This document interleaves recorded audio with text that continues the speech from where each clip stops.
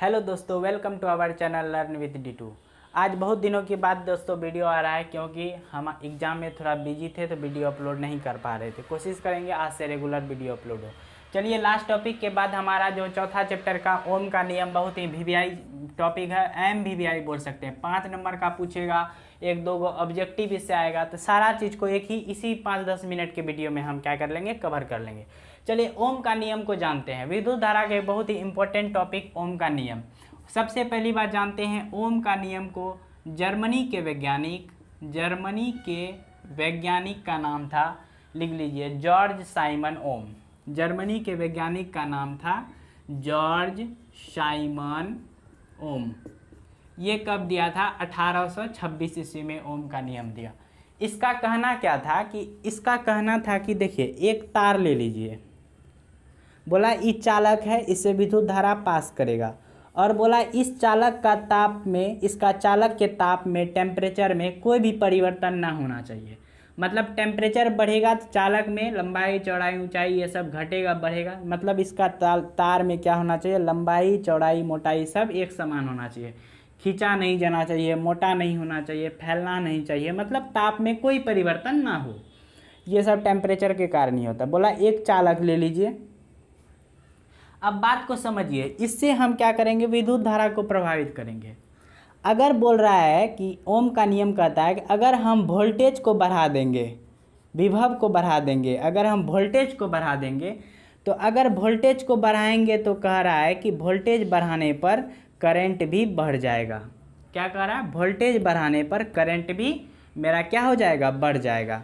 तो ये हमारा तार है। इस तार से, चालक से अगर हम वोल्टेज को बढ़ाते हैं, मतलब दोनों वोल्टेज, मतलब बोल सकते हैं कि दोनों छोरों के बीच विभवांतर बोल सकते हैं। विभवांतर, यहाँ पर 2 छोर है तो इसका विभवांतर हो जाएगा।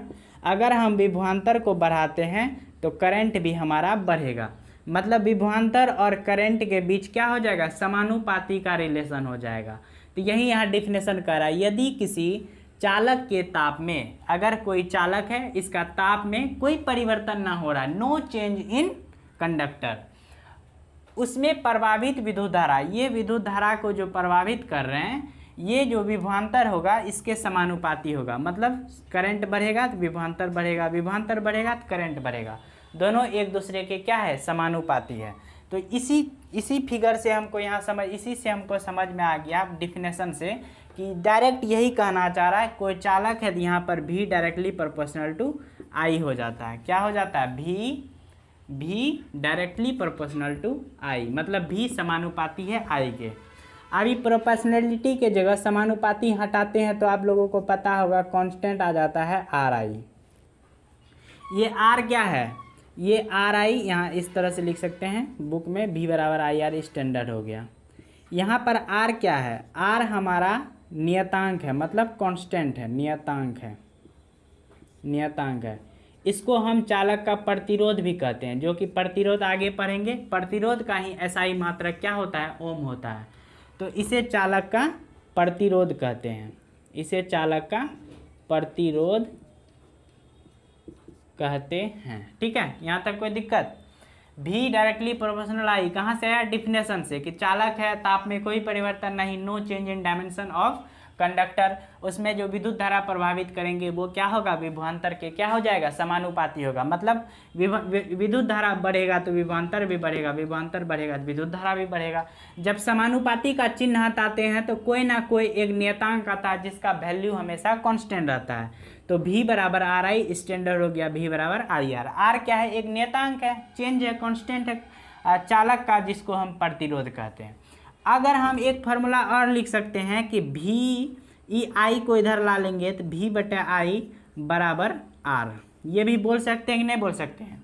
यही तो ओम का नियम है कि अगर हम विभवांतर को करंट से भाग देते हैं तो हर एक पॉइंट पर R हमारा आता है, मतलब एक नियतांक आता है।